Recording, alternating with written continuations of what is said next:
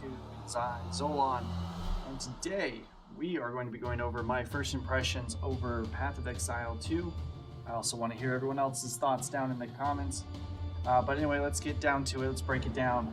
So, PoE 2, Path of Exile 2, is an isometric ARPG game. In case you didn't know, it's very similar to Diablo 2 and the way it works. The story also seems to be very similar to Diablo 2, kind of. I'll make sense of that here in a second, but at least so far what I've played. Anyway, so basically, here's what I've gotten through for the story. If you don't want to hear any spoilers, as this will contain some minor ones, feel free to skip ahead so you can avoid it. Anyway, you start the game barely escaping your death, and where you find yourself, so you like wash up on the shore and you have to make your way through finding a mini boss and learning some game mechanics, making your way to a camp, and from there you take on the quest to take down the guy who was called to execute you in the beginning. So what happens is, as you're making your way through the path to find the guy, you come across this cloaked figure who is Decker Kane. I mean Tassadar. I mean the hooded one. That's what he's called. Yeah, and he helps you with your quest by identifying items, and eventually you will make it through Act 1 by defeating said guy, and you head east to follow a purple lady, because, well, purple dressed lady, because you don't have anything better to do in your life. But anyway, that's not actually the story, but it has a very similar connection there. And where you head east is also, you go to a desert, very similar to, once again, our very favorite game, Diablo 2. Now, overall, the game is pretty good with play. The graphics are pretty cool, right? I mean, you can see it here on my screen now. This is gameplay from PoE's YouTube channel. So a lot of this is older footage, but it's still, it's pretty close to how the game is today. There are some mechanics and things that are on the screen that don't happen the way that it is. But either way, graphics isn't really what makes a game good or bad for me. I am all about how the game plays. So, I started this game playing as a monk with my friends. Some of the game, so you have a skill tree. It can be very overwhelming at first, but I love the freedom that it offers, and it would also be really awesome if we could just choose any of the starting locations to spec your character, just because there's some stats I would love to get as a monk, but I have to go all the way around the tree to start at said category, which it would be nice to just start there, do whatever I wanted, build my character the way I wanted to. Some other things, so you have skill socketing is a very unique concept as well. It can be kind of confusing as far as what you need to put in what skills to make them good, and a lot of them don't sound very interesting. So as you build it, it starts to make sense. I mean, I'm still trying to figure things out myself, but I've only made it so far. I barely made it through Act 1, and I'm getting pretty decently far into Act 2 now. But either way, it's a thing that you have to just learn and try to figure out how it works. Now, another thing that's in there is in the settings, you can set up an item filter, which is also a really cool concept, but making one, from what I hear, is kind of time consuming, especially if you don't know what you're doing. So right now I'm just following the top followed one, because I don't have the time to figure that out right now. Maybe in the future I will, but right now I don't. But it's neat. If there is a valuable item that well, at least the one that I've stolen, but if you make one yourself, you can make it like, if you only want to know about certain items dropping, you can make it make cool sounds, that way you can go pick them up. Speaking of items, however, so they have another system for item allocation, so that way if you're playing with people, it can be great. So that way you can either do a free-for-all setting, or you can set some items to be allocated to yourself, so that way you can make sure you're at least picking up something. It doesn't work for white items, which and that includes socketed ones, which can be kind of, aggravating if you're having to fight with people trying to pick something up that you're like, oh, I really needed a socketable item. Maybe that doesn't matter, but I mean, there's a lot of resources that go into like picking up things, and then you can dismantle it and salvage it to start gathering resources so you can make an item either socketable or rare in the future. Which, speaking of even these mechanics, they don't have a tutorial. They don't really tell you that you can dismantle and salvage. Like, there's a salvage bench that I didn't know about for a while. And if the game did tell me, I somehow missed it, so maybe it is my fault. But I just felt like it could, maybe railroad me a little bit better into understanding how this mechanic works and why I need it. But very important thing, very cool that you can do it. Just would be nice to see that it would teach you to do it. Another thing about being with the team is because you're having to share the items that drop, at least early game, at least as far as I've gotten right now, it can feel a bit sparse as far as the items being dropped. I mean, sometimes you'll kill a boss and one person will get all of the items from that boss because it rolled specifically for them to have. So it does feel like it could use some additional item dropping, at least in the beginning, so that way I can level up my character as I play.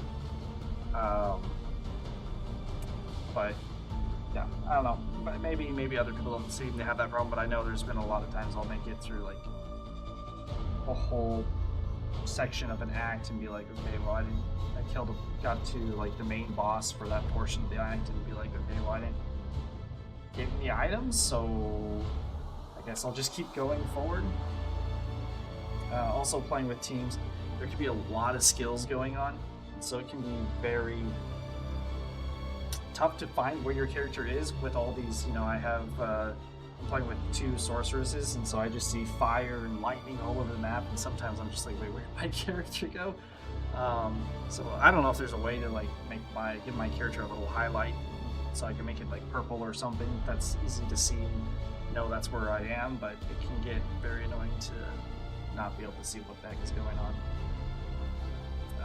Also, another cool thing about the settings with Path of Exile 2 is it is multi-threaded, so your computer can handle it. Like, multi-threading can be a huge performance increase, which is also surprising that a lot of modern games don't seem to have this, but it's really cool that this one does. Jumping over to combat, specifically for melee, so again, I started as a monk. I was thinking a monk was going to be more melee and maybe do open hand moves, but it seems right now you're kind of stuck to a quarterstaff, and that can kind of suck. Like, all my skills require a quarterstaff to use, and that kind of sucks. It would be nice to be able to just be able to build a character to use the skills that I learned. Would be nice. I get that like some things might need certain weapons to do that move, but to be specifically one weapon kind of sucks. Also with combat, sometimes it feels really good. It kind of feels like Diablo 2, but then other times it'll feel like enemies take forever and they're just bullet sponging. For instance, there was a point in playing through Act 1 that I had to fight an enemy and it had health regain, and it was gaining more health than the damage I could deal to it, and so it just got really annoying that I couldn't kill this thing because it was healing so fast. Eventually, I don't know what I did, but eventually I figured out how to do just enough damage to take it out. But I mean, like, for Act 1, you think I wouldn't have to be dealing with something like that. Same thing goes with survivability. Sometimes I'll feel like I can tank hits and I'll be able to heal, and it'll be like feeling very casual, and I'll be running through, and then out of nowhere I'll just be one-shotted from like the same monsters, and I'll just feel like, I don't know what happened, but okay, I guess I'm dead now. I mean, so I'm either going from not really using health potions to suddenly having to, like, needing to use a health potion, but then I'm already dead, so it's like I didn't really get a chance to use one. Also with potions, so like on the screen here, you can't see. Can I move out of the way? I don't know. I'll just, I'll hide my camera real quick. But on here, they're showing that there is multiple health and mana flasks, but in the actual game, as it is today, you only have one. It does have multiple charges for both health and mana, but you only get one of each. And if you run out, you're kind of like out of luck, and it kind of sucks. But and especially like early on as a monk, I didn't really use mana, and it would have been nice to be able to have 2 life flasks. It would be nice to be able to replace my mana flask with just a life flask, so I could have more life because I didn't need the mana. But you can't do that. You're stuck to the one thing, and if you can't find a good enough life flask before you fight the boss, it just kind of feels bad. Whereas like in Diablo 2, you just buy as many potions as you need, and you beat the boss because you can drink as many potions as you can spend your money on, which in my opinion is better.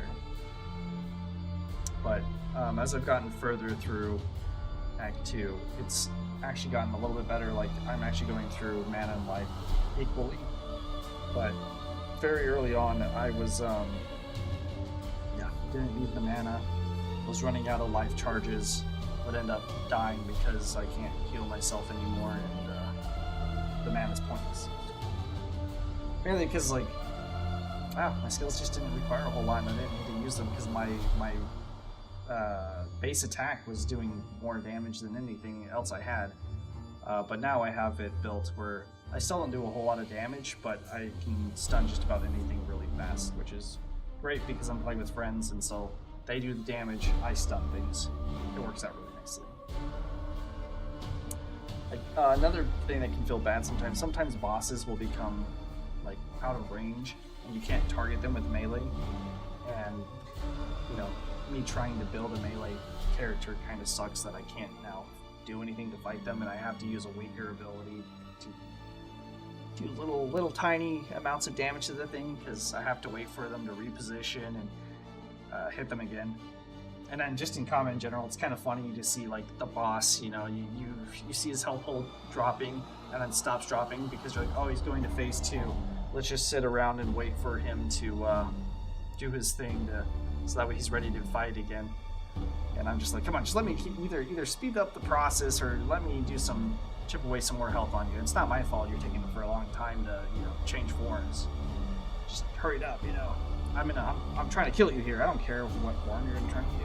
Just die.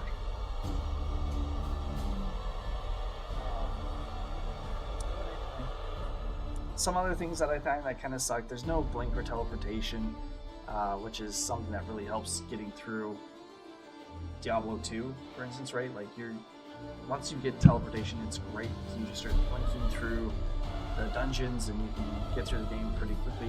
I hate having to fight all the monsters along the way. To me, it's kind of a waste of time. It does seem to be very similar to Diablo 2 in the fact that if you fight the rare monsters, they seem to give you more experience. I mean, I'm not 100% sure on this, but I seem to be getting as much as experience if I killed everything in an area or if I just ran through the area and killed the rare monsters anyway. I'm not sure. You guys can let me know. But that's how it felt, and so not being able to blink and just move on kind of sucks, especially since you have the ability to choose whatever skills you want. To not be able to choose teleport or like a blink step, shadow step, whatever you want to call it, just so I can traverse the map quicker, does feel a little bad to me. Another thing I've been collecting a ton of is skill gems, and they're useful, especially when you like start rolling new characters.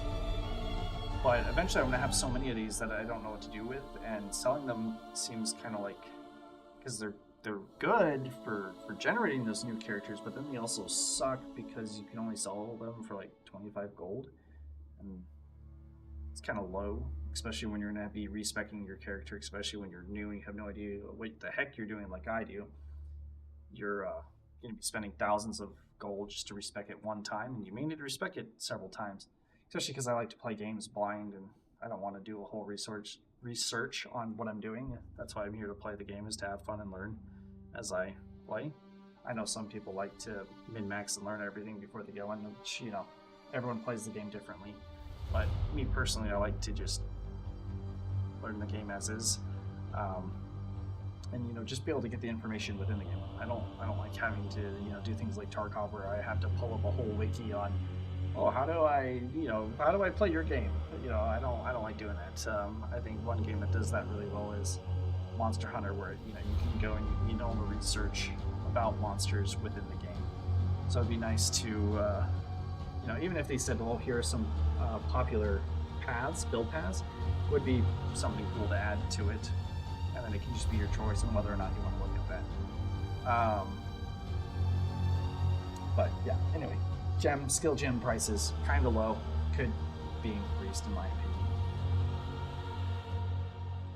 One other thing I've noticed, if you do die, and if you're playing with a party, if your whole party dies, any items that were dropped are then deleted from, I don't know if it takes you to a new instance or what it's doing, but they're just gone. And so if you want an item, you need to make sure you pick it up before you die if you see it on the ground. So it sucks mainly because it kind of puts the mindset of, oh, I need to grab items over trying to survive and kill things. And it would be nice if I could just focus on killing the thing or surviving. But again, with all these resources or items that you do collect, a lot of the time you're not even going to be selling them for gold. You're going to be melting them down into resources that you'll be using to create items in the long run of the game, towards end game, obviously. But yeah, so what will happen is, like, for me, a lot of my personal inventory was like being used up on these resources. It would be nice to have in the inventory specifically a spot for those resources to go. Now you can buy for about the price of a normal game. There's a bundle you can buy that gives you a bunch of different stash space for different things like resources and unique items, which is great, especially since it's only going to cost, like, you get to play the game for free when it comes out, and for the price of a normal game you can then basically get everything you need to play the game as if you were to buy the game, which I think is, it's really a good move for the developers. Allows people to see if this is a game they even like, and if they do, then they can quote unquote buy the game and then put whatever, it helps them out long, is I guess what I'm trying to say. But I think it would just be nice if instead I could have these resources just have their own spot in my inventory, so that way it's not taking up 3 columns of space, because it's a lot of space to take up when you're trying to also carry items around. So either give me a little bit more space or give it a spot to go, either way. But maybe then people wouldn't even buy the inventory things. I don't know. It just kind of sucks that it's taking up space. We'll see how I feel about it later on. Overall, though, I do think Path of Exile 2 has a lot of potential. It's been really fun. Right now, only half of the game is released, so I'm sure I'll only enjoy it even more once more of it once it fully comes out, right? There's some things that I do find kind of annoying, and you could consider them rough edges that could be smoothed out, but I do find this game very enjoyable. They did a really good job. But yeah, if you enjoyed this video, it's a very quick one, I know. I'm trying to keep my videos, I'm trying to figure out what's good timing for my videos. But anyway, if you enjoyed it, please subscribe, leave a comment with your thoughts on Path of Exile 2, leave a like, and I will see you guys in the next one. Take care.